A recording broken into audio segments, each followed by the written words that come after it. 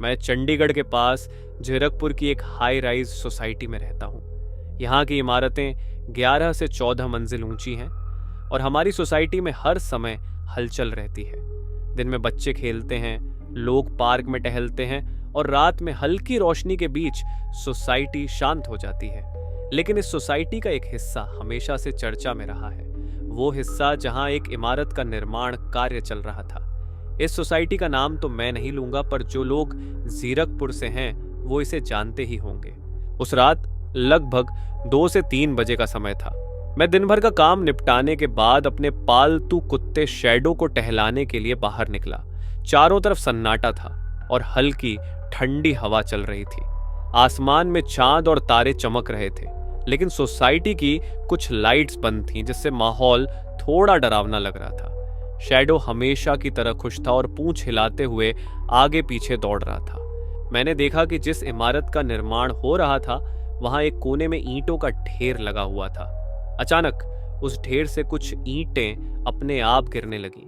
पहले मैंने सोचा कि शायद हवा के कारण ऐसा हुआ होगा, लेकिन वहां हवा इतनी तेज नहीं थी। मैंने ध्यान दिया तो पाया कि ईंटें ऐसे गिर रही थीं जैसे किसी ने जानबूझकर गिराया हो। मैंने इधर उधर देखा, लेकिन वहां कोई भी नहीं था। तभी मेरे सामने और ईंटें गिरने लगीं। ये सब देखकर मेरे रोंगटे खड़े हो गए। मुझे ऐसा लगा जैसे कोई अदृश्य शक्ति वहां मौजूद है। शैडो भी अजीब तरह से व्यवहार करने लगा। वो बार बार उस दिशा में खींचने की कोशिश कर रहा था जहां से ईंटें गिर रही थीं। डर के मारे मैंने शैडो को जोर से खींचा और जल्दी जल्दी अपने फ्लैट की ओर भागा। मेरी धड़कनें तेज हो गई थीं और हर कदम पर मुझे ऐसा लग रहा था जैसे कोई हमारा पीछा कर रहा हो।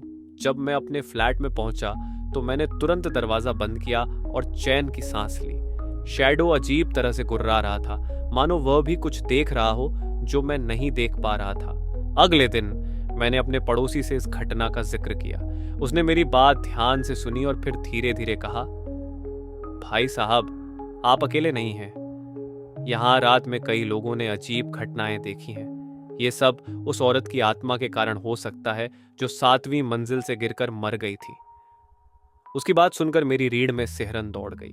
मैंने पूछा, क्या? कौन औरत? और ये कब हुआ? उसने कहा, यह घटना करीब 1 साल पहले की है। वो औरत इसी इमारत में रहती थी।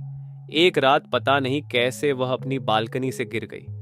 कुछ लोग कहते हैं कि वो खुद कूद गई, तो कुछ का मानना है कि उसे धक्का दिया गया। उसके मरने के बाद से इस इमारत के आसपास कई लोग अजीब चीजें महसूस करते हैं। उस रात के बाद से मैं हर रात सावधान रहने लगा। लेकिन यह घटना यहीं खत्म नहीं हुई। कई बार देर रात मुझे अपने फ्लैट की खिड़की से उस निर्माणाधीन इमारत के पास अजीब सी आकृतियां दिखाई देती थीं। कभी कभी ऐसा लगता था जैसे कोई सफेद साया वहां घूम रहा हो। एक रात मैं फिर से शैडो को लेकर टहलने निकला। मैं अपने फ्लैट के बाहर खड़ा होकर चारों ओर देख ही रहा था कि अचानक मुझे किसी के सिसकने की आवाज आई। आवाज बहुत धीमी थी, लेकिन इतनी साफ थी कि मैं उसे अनसुना नहीं कर सकता था।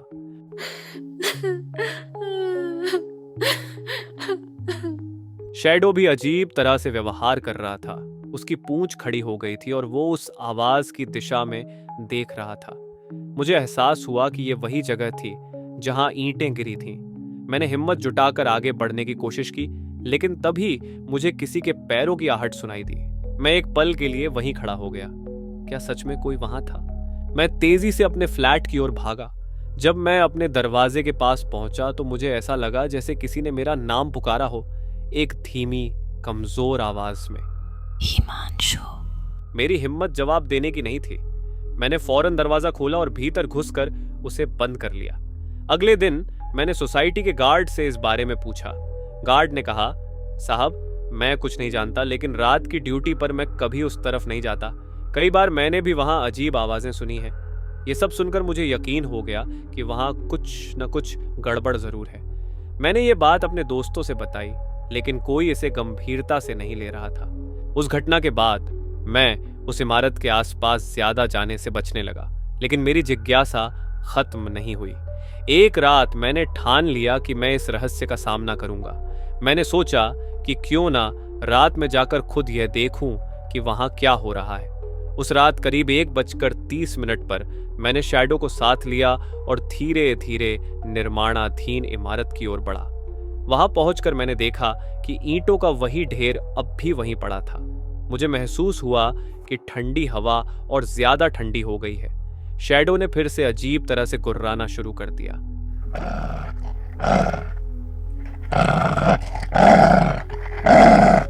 तभी मैंने देखा कि ईंटों का ढेर फिर से हिलने लगा और धीरे धीरे ईंटें अपने आप गिरने लगी।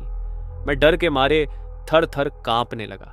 तभी एक हल्की सी आवाज सुनाई दी, जैसे कोई धीमे धीमे रो रहा हो। मैंने चारों ओर देखा, लेकिन कोई भी नजर नहीं आया। आवाज तेज होती गई और ऐसा लगा जैसे वो मेरी ओर बढ़ रही है। शैडो ने अचानक से जोर से भौंकना शुरू कर दिया और मुझे खींचने लगा।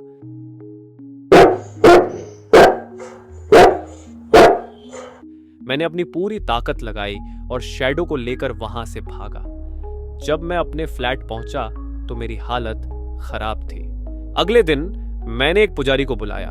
पुजारी ने वहां पूजा की और कहा, यह आत्मा शायद शांति चाहती है, इसके लिए नियमित पूजा करनी होगी। उस दिन के बाद से मैंने हर महीने वहां पूजा करवानी शुरू कर दी। धीरे धीरे अजीब घटनाएं कम हो गईं, लेकिन उस रात की डरावनी यादें आज भी मेरे दिमाग में ताजा हैं। शैडो अब भी उस तरफ जाने से डरता है और मैं आज भी रात में उस इमारत के पास जाने की हिम्मत नहीं करता।